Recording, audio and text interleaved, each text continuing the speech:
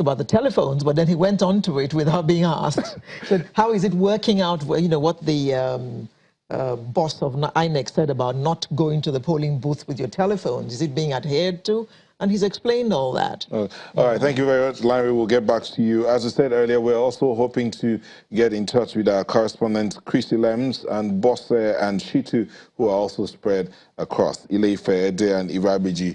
That's their base, but they still move around into the nooks and crannies. Yes, you were talking about Osun State and... Yes, yes. So that's the brief background. And remember how the current governor came to the seat of power? Remember, he had his case was in court for about 3 years before the result declared was upturned. Then he became governor, and his term ends sometime in November. 48 candidates. 48 candidates, and yeah, still talking about that, 48 candidates.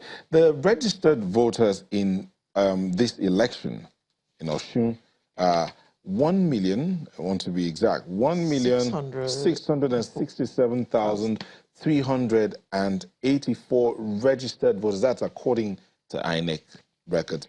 And then the ones that have collected their permanent voters cards, 1,144,273 have their PVCs. That's about 68.5% of those that registered for the polls. Now, 30 local government areas, 389 wards, 755 polling points, and 3,010 polling units. That's where all the works will be happening. This 3,010 polling units. What I find interesting is that this time it is not about two parties. No, 48. 48 people are contesting. Well, even in the other, there were some little parties here and there, but not 48, I promise you. No, but this time it's 48. And the thing is, it's like saying you have a plethora, plenty of choice. I mean, you're spoiled for choice.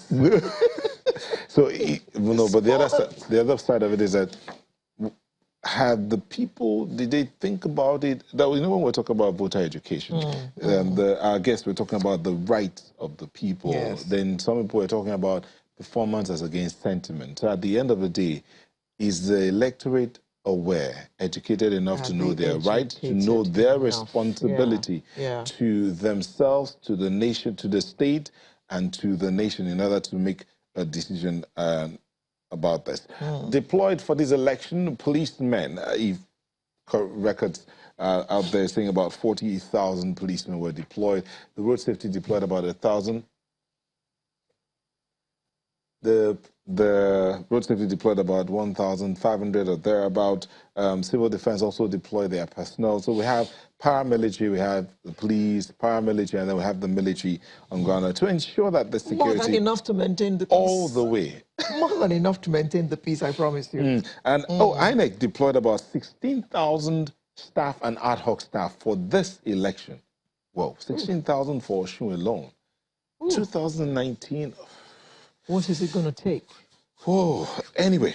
Well, I don't know if we've been able to reach Crystal Lems to tell us what's happening there. Again, we have Crystal Lems waiting, Bosse and Shitu to tell us what's happening. But let's take a listen to this. We'll be back shortly.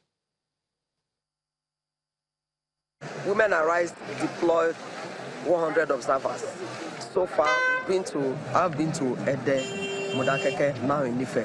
There's massive turnout. We've also seen that the security agencies have displayed the highest level of professionalism for now. The political players have comported themselves for now. There was an incident that was reported in the 005 where card readers malfunction. Again, we've seen INEC decree that protects people's votes had also been everywhere. Everywhere that we have been has also been seen. By and large, INEC has lived up to expectation for now. Electorates are obeying, and when they are cautioned, they behave very well.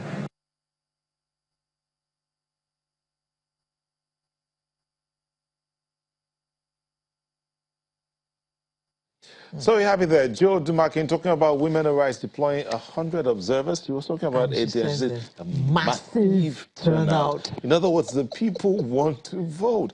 But have you noticed that the Nigerian populace, especially those in the rural areas, always come out to vote? But now those in the urban areas are also waking up. That's what I was telling Miss yes, Mrs. Adesui. Miss Adesui at the beginning of that is changing. Before, it used to be election day, big guns are sitting in their houses just watching television or playing games and all that. But now, they've all gone to get their PVCs, even those who have moved houses, say from VI to Ikoyi, from Ikoyi to VI. They have gone to upgrade. I want my PVC, I want to vote.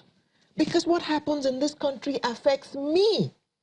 That seems to be the attitude now, and it is something we should be applauding. Everyone has now seen that they cannot be an island in this nation. Whatever happens in Abuja affects you in whatever corner of Nigeria that you're in. So you'd better go out there and make sure that you have a voice in who rules this country or who rules your state. And it's not just about getting the permanent voters, there's also understanding your responsibility. That responsibility is a civic responsibility. I mean, yeah, and now they're talking about putting it back in the educational curriculum, civics, so that people get to understand, even from childhood, get to understand what their rights are, what their responsibilities are to the nation, and what the nation's responsibilities are to them. This is one of the... Yeah, they are.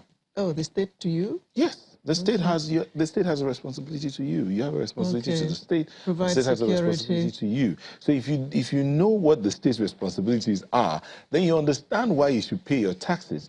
And then if you're paying your taxes and you know what the state's responsibilities are, then you know what to question. If you're not seeing it, you can actually go ahead and say, hello, I'm doing this, and this is supposed to be. And I'm not getting any water. I'm not seeing any. My refuse is not being cleared. Yes. The contest in Osun. Yes. They say it's a contest among 5 political godfathers, mainly. Well, anywhere you look, there's a godfather, isn't there? Alea, as far as politics is concerned in Nigeria, there's always a godfather. There's always someone who considers himself or herself a kingmaker. They've made this thing so expensive that you just need them to survive. And all these young guys who are coming out, I wonder what chances they have, because they don't have the kind of deep pockets that these godfathered candidates have. Alera, we'll get more into that when we come back from this break.